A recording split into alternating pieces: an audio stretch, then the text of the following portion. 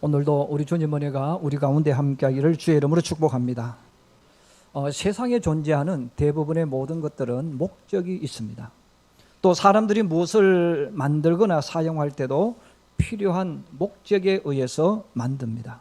그래서 회사를 세울 때도 자기 기분대로 세우는 사람은 없어요. 다 이유가 있고 목적이 있습니다. 그래서 반도체를 만들 목적으로 세우면 반도체 회사가 되죠. 또 건설을 목적으로 세우면 건설사가 됩니다. 우리가 살아가는 삶의 모든 영역에는 이렇게 어떤 목적을 가지고 존재하고 또 목적이 사라지면 해체를 시켜버립니다. 예수님이 세상에 오셨습니다. 하늘의 모든 영광을 버리시고 세상에 오셨는데 그 오신 분명한 목적이 있다는 거예요. 오늘 우리가 읽었던 본문 38절 우리 같이 한번 다시 보십시다. 같이 봅니다. 시작. 이르시되 다른 가까운 마을들로 가자. 거기에서도 전도하리니 내가 이를 위하여 왔노라. 예수님께서 제자들에게 내가 이 땅에 온 목적이 무언가를 이렇게 분명하게 말씀을 하고 있습니다. 예수님이 세상에 오신 목적을 분명히 안다면 여러분 교회의 존재 목적도 알 수가 있겠죠. 더 나아가서 예수 믿는 내가 이 땅에서 해야 될 목적도 우리는 알게 되어집니다. 자, 그럼에도 불구하고 많은 사람들이 자발적으로 예수님을 찾아왔습니다. 왜 먼 곳에서 수고도 마다하지 않고 이들이 예수님을 찾아왔을까? 오늘 성경에 그 해답을 알려줍니다. 한번 따라해 주세요. 자신의 육적인 문제 해결을 위하여. 사람들이 예수님을 찾아왔는데 자신의 육적인 문제 해결을 위해서 찾아왔다 이렇게 이야기합니다. 우리 사람은 그가 아무리 공부를 잘하고 또 똑똑하고 하더라도 항상 눈앞에 그밖에 보지 못해요. 그래서 우리 사람의 가장 큰 한계가 내가 아무리 경험이 많고 또 내가 아무리 공부를 많이 하고 박사 학위 소질을 많이 가지고 있다 할지라도 내 이익, 내 눈앞의 것밖에 우리는 보지를 못합니다. 결국은 우리가 이 땅에 살아갈 때 말은 거창하게 할 수 있지만 또 고상하게 말할 수 있지만 결국은 우리가 열심히 사는 것, 열심히 일하는 것, 아이들 공부시키고 교육받게 하는 모든 것들도 보면 결국은 육적인 문제예요. 이 육적인 문제를 해결하기 위해서 우리는 인생의 대부분의 에너지를 쏟아붓고 또 그것을 이루기 위해서 우리가 할 수 있는 모든 방법을 다 동원합니다. 젖과 꿀이 흐르는 가나안 땅에 들어간 이스라엘 나라에는 왕이 없었어요. 왕이 없는 대신에 사사들이 나타나서 백성들을 인도했습니다. 여러분 우리나라는 지금 대통령이 있어요. 여러분 대통령이 있는 나라, 공무원이 있는 나라, 공무원이 없는 나라 어느 것이 더 좋을까요? 이런 왕이 있는 나라, 왕이 없는 나라 어느 나라가 더 좋을까요? 이런 법이 있는 나라, 법이 없는 나라 어느 것이 더 좋을까요? 저와 여러분은 이미 법으로 사는 세상에 살고 있어요. 그리고 공무원이 있고 대통령이 있고 각계 다양한 어떤 존재가 있는 이곳에서 살아가고 있습니다. 여러분 대통령이 없다는 말은 공무원이 없다는 말, 법이 없다는 말은 세금 내는 문제도 없다는 거죠. 구속당하는 것도 없다는 거예요. 그럼 우리가 흔히 말하는 무슨 죄라는 개념 자체가 존재하지 않습니다. 그냥 자유롭게 하고 싶은 그대로 살아가는 그 세상. 누구도 누구에게 간섭하지 않고 마음껏 자유를 누리면서 내 땅에서 살아갈 수 있는 그 세상. 이것이 바로 사사기 시대의 사람들의 삶이었어요. 그리고 그 주변에 있는 아람, 블레셋, 애굽, 아수르, 암몬 이런 나라들은 왕이 있었어요. 여러분 내 마음껏 법이라는 게 존재하지 않고 내 하고 싶은 대로 누리면서 살아가는 그 삶과 왕이 있고 또 세금을 내야 되고 하는 이 국가가 존재하는 왕이 존재하는 왕정주의와 어느 것이 더 좋을까 하는 거죠. 그런데 이스라엘 나라 사람들은 그들이 그렇게 평화롭게 자유롭게 살았지만 눈을 들어보니까 이웃 나라가 부러운 거예요. 이웃 나라가 더 살기 좋은 것 같은 거예요. 이웃 나라가 더 행복한 나라, 더 즐거운 나라인 것처럼 느껴집니다. 그래서 그들은 사무엘을 찾아가서 부탁을 해요. 간절하게 부탁합니다. 우리나라에도 왕을 세워주세요.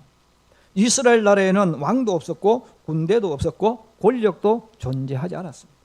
그런데 그들이 봤을 때는 왕이 있는 나라가 훨씬 더 좋아 보이고 아름다워 보였거든요.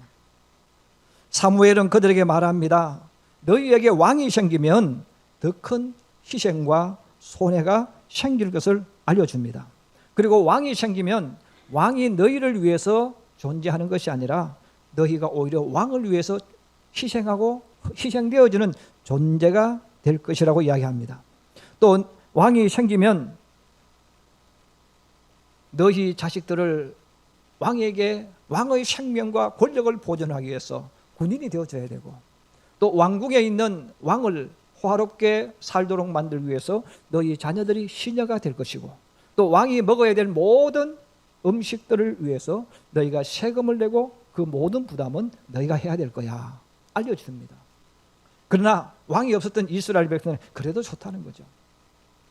왜냐하면 그들 눈에는 그게 더 아름다웠고 멋있어 보였고 즐겁고 행복하게 사는 것처럼 보였습니다. 하나님은 사무엘에게 그들의 소원을 들어주라고 말합니다. 그래서 1대 사울 왕이 세워졌습니다. 1대 사울 왕이 세워지는 순간 이스라엘 백성들은 전혀 예상하지 못하는 새로운 것이 펼쳐집니다. 전에는 가나안 땅의 주인이 우리였어요. 자기들이었어요. 하고 싶은 대로 살았어요. 근데 왕이 딱 세워지는 순간부터 이스라엘 백성들은 자기 것이 사라졌어요. 모든 것은 왕의 것이 되어진 거예요.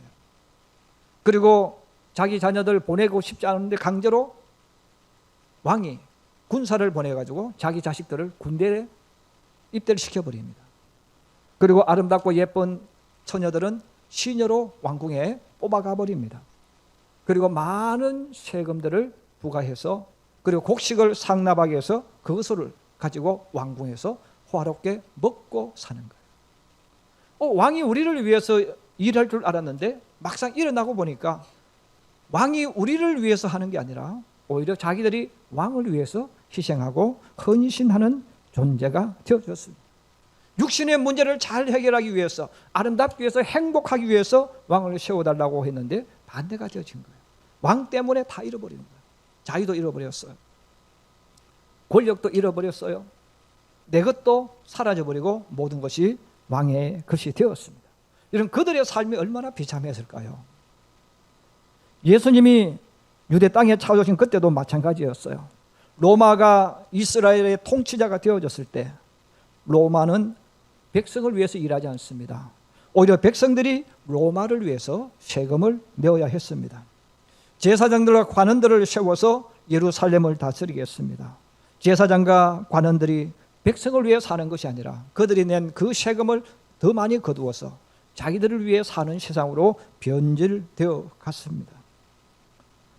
우리가 이 땅에 살아갈 때에 우리 사람들이 세상에서 만나는 수많은 문제가 있지만 가장 기본이 되는, 그리고 기본이 되기 때문에 가장 중요한 문제가 두 가지입니다. 하나는 먹는 문제, 하나는 잠자는 문제입니다. 여러분, 국가의 세금을 다 내버립니다. 권력을 다 빼앗겨버립니다. 그럼 이스라엘 백성들이, 꼭 이스라엘 백성뿐 아니죠, 세상을 살았던 모든 사람들에게 가장 큰 문제는 바로 먹는 문제입니다. 그리고 또 하나는 잠자는 문제입니다.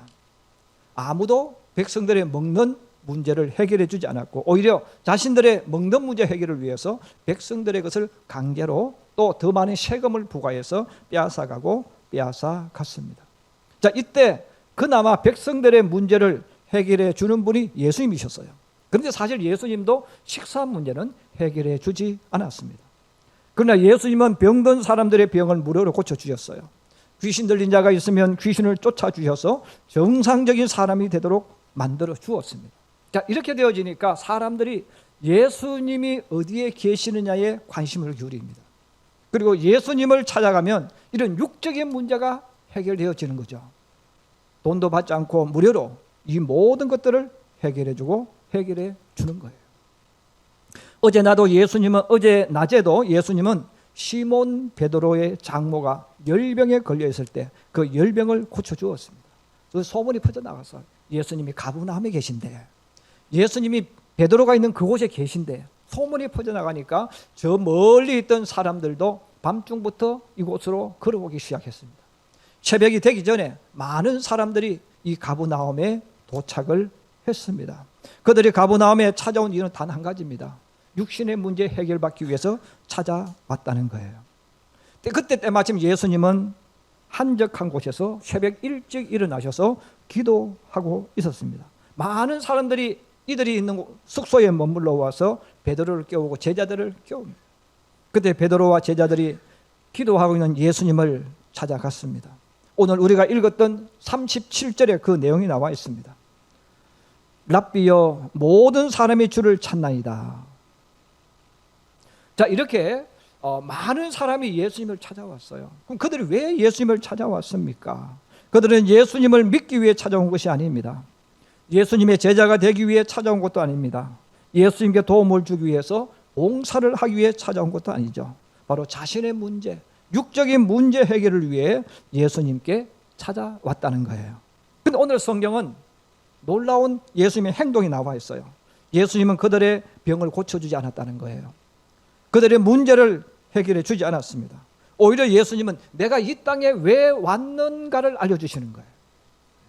사람들은 예수님 앞에 놓으면 인생의 문제, 육신의 문제를 해결받기 위해서 찾아왔지만 예수님은 육신의 문제 해결을 위해서 온 그들을 외면하시고 다른 곳으로 가서 다른 마을로 가서 병자를 고쳐주시고 전도하시고 또 귀신들을 쫓아내시고 또 전도하셨다는 거예요. 저도 목회를 하면서 또 제 스스로의 눈으로도 보고 많은 경험을 하는 것들이 많습니다. 또 다른 목회자들도 마찬가지입니다. 그분들 이야기도 많이 들었습니다. 교회에 나오는 목적, 예수님을 찾아 나온 목적이 바로 이들처럼 육신적인 문제 해결을 위해서 교회를 찾아오는 분들이 생각보다 훨씬 더 많습니다. 어느 가정에 아들이 죽을 병에 걸렸어요. 그들이 교회를 다니지 않고 예수를 믿지 않는 분인데 소식을 들은 거죠. 교회 가면 병 고칠 수 있대. 교회 가면 병 고칠 수 있대. 그 말을 들으니까 죽을 병에 걸린 그 아들을 데리고 온 가족이 교회에 나왔습니다. 그리고 그때부터 열심히 교회에 나옵니다. 이런 그들이 교회에 나오니까 목사님과 성도들이 그분들이 예수님을 믿을 뿐인 줄 알고 열심히 기도합니다. 가족들보다 더 열심히 기도합니다. 목사님은 새벽에 기도합니다. 또 기도해주는 중보기도팀은 또 저녁에 모여서 그 병자를 위해서 기도하고 또 기도합니다. 2년이 지난 후에 그 병이 깨끗하게 치료가 되어졌어요. 그리고 그 가족들은 기도해서 고맙다고 인사를 하면서 열심히 교회에 나왔습니다. 그리고 2년이 지난 어느 날 갑자기 찾아왔습니다. 목사님, 그동안 기도 많이 해주셔서 우리 아들이 깨끗하게 고쳐졌습니다. 이제 저희들도 열심히 2년 동안 교회에 다니면서 봉사했기 때문에 우리가 받은 고마움을 다 갚은 것 같습니다. 우리가 할 일 다 했습니다. 이제 저희가 다음부터는 교회에 나오지 않겠습니다. 그리고 그 다음부터 교회를 나오지 않았습니다. 여러분, 이런 분이 한두 분이 아닙니다. 굉장히 많은 분들이 어떤 인생의 위기를 만나고 어려움이 만나서 교회에 나와서 문제를 가지고 기도해달라고 해요. 그래서 어떤 분은 사업 때문에, 어떤 분은 자녀 때문에 뭐 많은 문제를 가지고 나와요.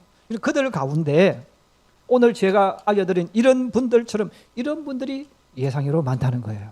그래서 이런 분들의 특징이 뭡니까? 내 문제 해결되어지면 교회를 안 나와요.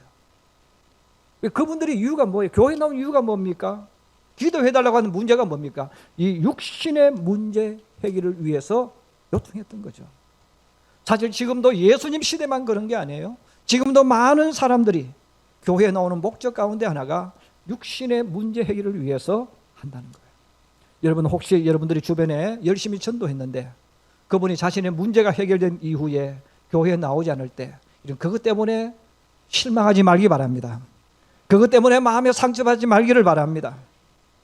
세상에는 다양한 사람들이 존재하는 거예요.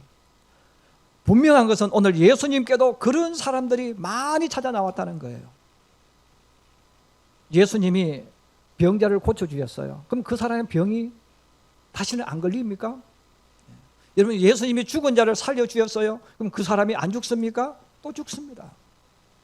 여러분, 육신의 문제는 지금 해결받아도 또 다음에 또 일어나는 거예요. 자, 그러므로 성경은 우리들에게 너희가 교회에 나오는 목적, 모든 것들이 육신의 문제 해결이 목적이 되면 안 된다는 거예요. 그럼에도 불구하고 우리도 모르게 내가 지금 만나고 있는 이 상황이 힘들고 어렵기 때문에 우리는 그것에 우리 인생을 올인하기가 쉽습니다. 예수님께서 오늘 내가 왜 이 땅에 왔는가를 다시 한번 분명히 말씀하는 거예요. 한번 따라해 주세요. 나는 전도하려고 왔다. 여러분, 예수님이 이 땅에 오신 목적을 분명히 이야기했어요. 나는 전도하려고 왔다고 이 말씀을 해 주셨어요. 여러분, 이 전도라는 말은 우리 한국 교인들은 조금 너무 앞서 나가서 받아들이고 해석하는 분들이 굉장히 많습니다. 여러분, 전도라는 말을 우리 한국의 교인들은 어떻게 받아들이냐면 내가 그분에게 복음을 전하고 그분이 교회에 나와서 우리 교회까지 오는 것을 전도라고 생각해요. 그건 전도가 아니에요. 예수님이 말하는 전도는 성경에 있는 하나님 말씀을 그대로 전해주는 게 전도입니다. 그럼 성경에 우리들에게 알려주는 몇 가지 중요한 요소가 있습니다. 첫 번째는 하나님은 우리 아버지라는 거예요. 그래서 여러분, 전도는 다른 게 아니에요. 하나님이 천지를 창조하셨고 하나님이 사람을 지으신 창조주라고, 우리 아버지라고 전해주는 거예요. 이게 전도예요. 그리고 그와 더불어서 그럼 나는 누구인가? 당신은 누구냐 이거예요. 교회 나오지 않지만 당신은 누구냐 이거죠. 당신은 하나님이 지은 존재라는 거예요. 당신이 교회에 나오지 않는다는 말은 당신은 하나님을 잃어버린 자녀라는 거예요. 하나님을 잃어버린 당신이기 때문에 하나님이 너에게 알려준다는 거야. 너의 아버지가 누구인가를. 그리고 그 아버지 앞으로 나오도록 알려주는 게 전도입니다. 그리고 우리가 이 땅에 살아가는 동안 가난이 찾아와요. 재해가 찾아옵니다. 또 질병이 찾아옵니다. 불행이 찾아옵니다. 또 때로는 죽음에 이르게 하는 고통스러운 현실을 만납니다. 자, 이런 문제가 일어났을 때 그것이 내 자신 때문에 일어난 게 아니에요. 여러분, 내 가정에 어떤 어려운 일이 일어났을 때 나 때문에 일어난 게 아니란 뜻이에요. 누구 때문에 일어났습니까? 죄 때문에 일어났다는 거예요. 많은 신앙인들이 믿음의 길을 걸어가고 하나님을 믿으면서 가정에 어떤 일이 일어났을 때 나 때문에 일어났다고 생각하는 분들이 굉장히 많아요. 여러분, 그런데 나 때문에 일어난 게 아니라는 거예요. 죄 때문에 일어났다는 거예요. 이런 아픈 사람이 왜 일어납니까? 왜 생깁니까? 죄 때문에 일어나는 거예요. 여러분, 가정에 어떤 가족원 중에 하나가 불행한 일을 만났어요. 왜 불행한 일을 만납니까? 죄 때문에 만났다는 거예요. 자, 그러므로 성경은 우리들에게 병든 사람 병 고쳐줘도 또다시 병들어요. 내가 돈이 없어서 지금은 다시 돈 문제가 해결되어졌어요. 집에 좋은 집으로 이사를 갔어요. 할렐루야 찬양해요. 그러나 그 사람이 평생토록 그렇게 산다는 보장이 없어요. 언제 또 망할 수 있어요. 안 되어질 수가 있어요. 때로는 자식에게 돈을 빌려줘가지고 자식 때문에 망할 수도 있어요. 우리가 사는 이 세상에는 끊임없는 이런 일들이 계속 일어난다는 거예요. 왜 그런 일이 일어납니까? 성경이 우리에게 알려주는 거예요. 죄 때문에 일어난다는 거죠. 그럼 우리가 이 땅에 사는 동안 우리에게 일어나는 이 모든 문제를 해결할 방법이 뭐냐 이거예요. 아무도 해결책을 말하지 않습니다. 저는 방송을 잘 안 봐요. 그 방송을 잘 안 보는 이유 중에 하나가 뭐냐면 방송을 보면 밥을 먹을 수가 없어요. 반찬을 먹을 수 없고 뭘 먹을 수 없어요. 왜? 이게 나쁘다는 거예요. 고기를 구워 먹으면 암에 걸릴 확률이 많대. 예. 예. 우리가 즐겨 먹는 모든 것도 한번 보세요. 방송을 보시면 건강을 자꾸 이야기하는 거예요. 근데 건강이 참 중요한 거죠. 근데 여러분, 고기를 구워서 먹든 삶아서 먹든 병 걸릴 사람은 병 걸려요. 그래서 안 걸린 사람은 안 걸려요. 근데 우리가 계속 그걸 보다 보면요, 아무것도 할 수가 없어. 이러면 이래서 병 걸리고 또 저렇게 하면 저기서 병 걸리고 다 병 걸려. 아무것도 할 수가 없는 거죠. 그러면 사람이 어떻게 세상을 살아갑니까? 그럼 그렇게 안 먹는 사람은 그럼 그런 병이 안 걸릴까요? 그런 병에 걸려요. 다만 확률을 이야기해. 10명 중에 4명, 10명 중에 3명, 뭐 그렇게도 이야기해요. 자, 그러므로 우리가 이 땅에 살아가는 동안 이런 것들이 내가 그러면 그렇게 안 먹는다고 안 걸리냐? 안 먹어도 걸리고, 그렇게 먹어도 걸리는 거예요. 그럼 이 문제를 어떻게 할 거냐 이거예요. 성경은 말하는 거예요. 죄 때문에 그렇다는 겁니다. 결국은 이 말은 무슨 말입니까? 죄의 문제를 해결하면 된다는 거예요. 자, 그러면 이 땅에 사는 동안 죄의 문제를 해결하면 우리는 죽지 않을까? 아니라는 거죠. 창세기 3장에 이미 답을 딱 두었어요. 아담과 이브가 죄를 짓는 그 순간에 모든 사람은 죄의 대가를 받는다는 거죠. 그 죄의 대가가 뭡니까? 죽음이라는 거예요. 여러분, 하나님을 믿지 않는 사람들은 죽으면 끝이라고 생각해요. 여러분, 만약에 죽으면 끝이라면 착하게 살면 안 돼요. 여러분들이 남의 것 훔치고 내 것 만들어야 돼요. 힘 가지고 남의 것 빼앗아서 내 것으로 만들어서 내가 잘 먹고 잘 사 죽으면 끝나는 거예요. 왜? 죽으면 끝인데. 그렇지 않습니까? 그런데 성경은 우리에게 그렇게 안 가르칩니다. 죽음이 뭐냐를 이야기하는 거예요. 죽음이 끝이 아닌 이유를 이야기하는 거예요. 죽음을 예수님은 그렇게 표현합니다. 한번 따라해줘. 죽음은 잠자는 것이다. 여러분, 잠자는 것이라는 말은 무슨 말이냐? 깨어난다는 거죠. 여러분, 어젯밤에 다들 주무시고 아침에 깨어났어요. 그래서 세상은 죽으면 끝이야 이렇게 말하지만 예수님은 아니야. 죽음은 심판인데 사람들이 알아들어진 단어로 말하면 잠자는 거예요. 잠잔다는 말은 내일이 있다는 겁니다. 깨어난다는 거예요. 그래서 성경은 우리들에게 죽음이라는 이 단어를 쓰면서 죽음은 뭐냐? 영원히 끝나는 게 아니고 죽음 이후에 깨어난다는 거죠. 이것을 다른 말로 하면 부활된다는 거예요. 부활되어지고 그 다음에 하나님 앞에 너희가 서게 되어지는데 그때에 너희가 행한 그대로 너희의 모든 죄에 대한 심판을 받을 거야. 너희가 세상에 살았던 모든 것에 대한 것들은 죽음 이후에 부활되어져서 그때 하나님 앞에 다 심판받을 거야. 이걸 우리들에게 알려주는 거예요.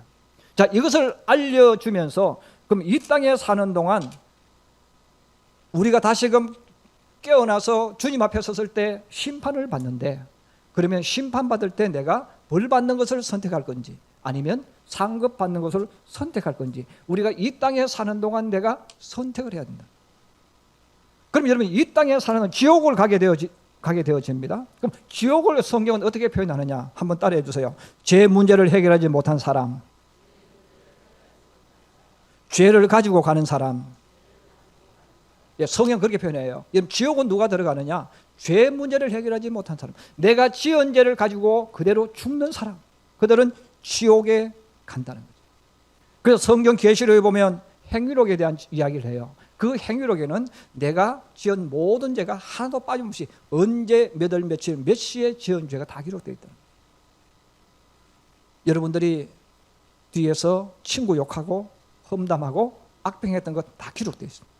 몇 월 며칠 몇 시에 너는 누구에게 어떤 친구들 앞에서 너는 이런 말이었어. 여러분 재판은 반드시 증거가 있어야 됩니다. 그럼 하나님 앞에 갔을 때 너가 마음속으로 지은 죄, 또 생각으로 지은 죄, 그리고 너 혼자 아무도 모르는 가운데서 지었던 모든 죄에 대해서 다 기록했다는 거예요. 그 기록했기 때문에 우리가 주님 앞에 가면 그 죄를 그대로 주님께서 내어놓고 읽어준다는 거예요. 너 몇 월 며칠 날 몇 시에 누구한테 너 거짓말 쳤지? 너 뒤에서 누구 욕했지? 너는 잘난 척했지? 너는 뭐 거짓말하지 않은 척했지? 여러분 이 땅에 사는 동안에 여러분 가장 거짓말쟁이가 누구냐면 나는 착하게 살았다고 말하는 사람이에요. 그 사람이 가장 거짓말 많이 하는 사람이에요.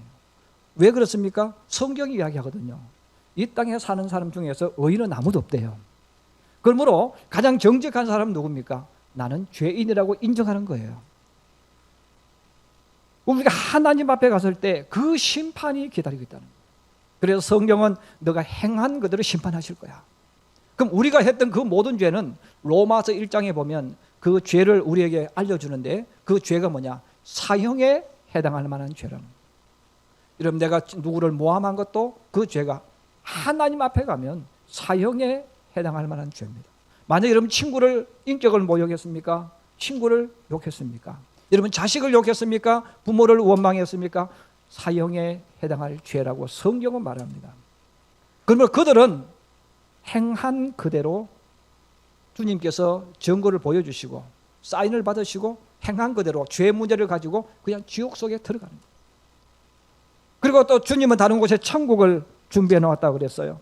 그 천국에 들어가는 사람은 누굽니까? 죄 문제를 해결한 사람이에요. 바로 예수님이 내 모든 죄를 지시고 죽으심을 믿고 회개하고 가는 사람들, 바로 그들이 천국 간다는 거예요. 그리고 그들의 이름은 생명책에 기록되어 있습니다. 바로 그들의 생명책에 보면 죄가 전에 있었는데 없어져 버렸어요. 왜? 주님이 다 씻어주셨고 그가 주님 앞에 진정으로 자기의 모든 죄를 회개했기 때문에 씻어져 버렸다는 거예요.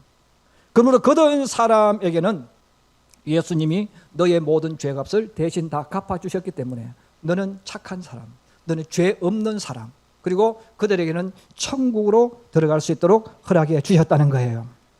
자, 그러므로 여러분, 전도는 다른 게 아니라는 거예요. 내가 그 사람을 설득하고 내가 그 사람에게 잘해준다고 해서 예수 믿는 게 아니에요. 여러분, 예수 믿는 것은 하나님의 영이 역사하는 거예요. 그럼 우리가 할 일은 이것만 이야기해 주는 거예요. 너가 믿든지 안 믿든지, 너가 받아들이든지 그건 중요한 게 아니에요. 우리가 해야 될 일은 바로 이것을 계속 전해주는 거예요. 당신이 그렇게 살면 지옥 갑니다.